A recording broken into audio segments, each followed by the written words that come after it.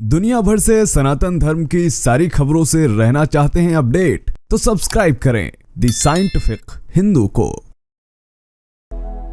एक शख्स जो एक विचारधारा के खिलाफ, एक कट्टर पंथ की विचारधारा के खिलाफ अपना विरोध जताता है, बाकायदा सरकार और न्यायिक प्रक्रिया का पालन करके प्रदर्शन की अनुमति लेता है, प्रदर्शन करता है और फिर उसके बाद उसके पीछे एक नहीं दो नहीं बल्कि करोड़ों की संख्या में लोग उसके जान के पीछे पड़ जाते हैं, उसको मारने के पीछे पड़ जाते हैं। लेकिन उस मुसीबत की घड़ी में जिस देश में वह व्यक्ति रह रहा था, वह देश भी उसे निकाल देता है। और फिर अचानक जो व्यक्ति हर एक बात को ट्विटर पर रखता था, उसका ट्विटर अकाउंट एकदम निष्क्रिय हो जाता है और खबर ये आती है कि वह व्यक्ति कट्टरपंथियों के हाथों मारा गया। एक अन्य देश में उसका शव पाया गया। ये आर्टिकल देखिए, ये देखिए और ये भी देखिए। ये तमाम आर्टिकल ये बता रहे हैं कि किस तरह सलमान मोमिका नहीं रहा। और दोस्तों, कट्टरपंथियों का जश्न परवान चढ़ चुका था। लोग कह रहे थे कि रमजान में यह शख्स जहन्नुम चला गया, लेकिन फिर यह शख्स जिंदा हो जाता है और ऐसा जिंदा होता है कि पूरी दुनिया में कट्टरपंथी वर्ग में सनसनी मच जाती है। तो जानेंगे सलमान मोमिका के बारे में इस खबर का सच, और जानेंगे कि आखिर क्यों ये सरकारें पड़ी हुई हैं एक शख्स के पीछे। स्वागत है आपका साइंटिफिक हिंदू पर और मेरा नाम है धीरेन्द्र। दोस्तों, सलमान मोमिका जो कि कुरान जलाता था और दुनिया भर में इस शख्स के खिलाफ मुस्लिम कट्टरपंथियों ने प्रदर्शन किया था, लेकिन अचानक से 29 अप्रैल को एक खबर आती है कि यह शख्स नॉर्वे में रहने जाने वाला है, क्योंकि स्वीडन ने इसे देश निकाला दे दिया। और खबर ये आई कि नॉर्वे में यह व्यक्ति मृत पाया गया। उसके बाद क्या? उसके बाद तो कट्टरपंथी नाचने लगे, खुशी से झूम रहे थे कट्टरपंथी। और तो और उसकी लास्ट पोस्ट जो उसने 28 मार्च को की थी, उसके कमेंट सेक्शन में जा करके पूछ रहे थे कि जवाब नहीं दे रहे हो तुम, मतलब व्यंग्य कर रहे थे और कह रहे थे तुम अब जहन्नुम में जा कर के प्रदर्शन करना।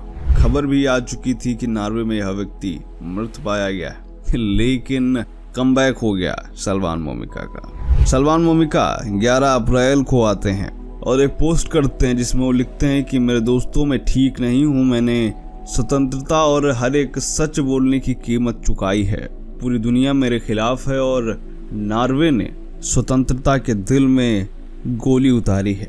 इसके बाद एक और ट्वीट वो लिखते हैं जिसमें वो अपनी तस्वीर डालते हैं और लिखते हैं कि जो न्यूज़पेपर और वेबसाइट जो हैं वो उनकी मौत की बातें कर रही हैं, वो सब की सब झूठी है।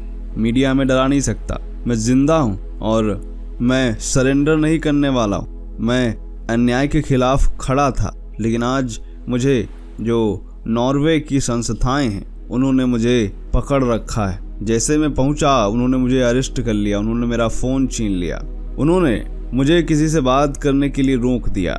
इसके बाद वो मुझे कोर्ट ले गए और कोर्ट में ले जाकर कहा कि तुमको हम डिटेन कर रहे हैं इसलिए क्योंकि तुम नॉर्वे देश की राष्ट्रीय सुरक्षा के लिए खतरा हो। एक मूर्ख बुढ़ा जज जो कि इस्लाम से कुछ ज़्यादा ही प्रेम करता था, उसने ये बात मुझसे कही। लेकिन मैंने कहा कि ना तो तुम्हारी सरकार मुझे जेल में डाल सकती है और ना ही ये कोर्ट।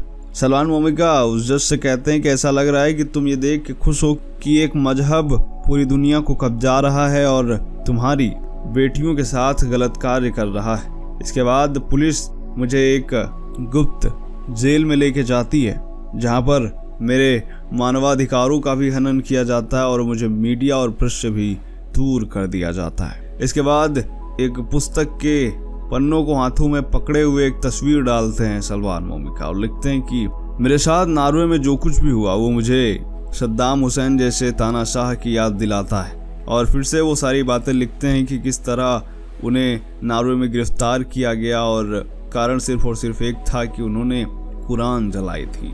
दोस्तों, आपको बता दें कि 2018 में दूसरे देश में शरण लेने के लिए सलमान मोमिका ने इराक को छोड़ दिया। ये मूल रूप से इराक के रहने वाले हैं। इन्होंने 2023 में कई मौकों पर कुरान जलाकर इस्लाम का विरोध किया। इराक के बाद इन्हें स्वीडन में शरण मिलती है। स्वीडन में विरोध के लिए कोर्ट से अनुमति लेते हैं, वहाँ की अथॉरिटीज से अनुमति लेते हैं कुरान जलाने के लिए। लेकिन होता ये है कि स्वीडन ये कह देता है कि हम आपको अपने देश में नहीं रख सकते, क्योंकि हमारे नेशनल सिक्योरिटी के लिए तुम खतरा हो।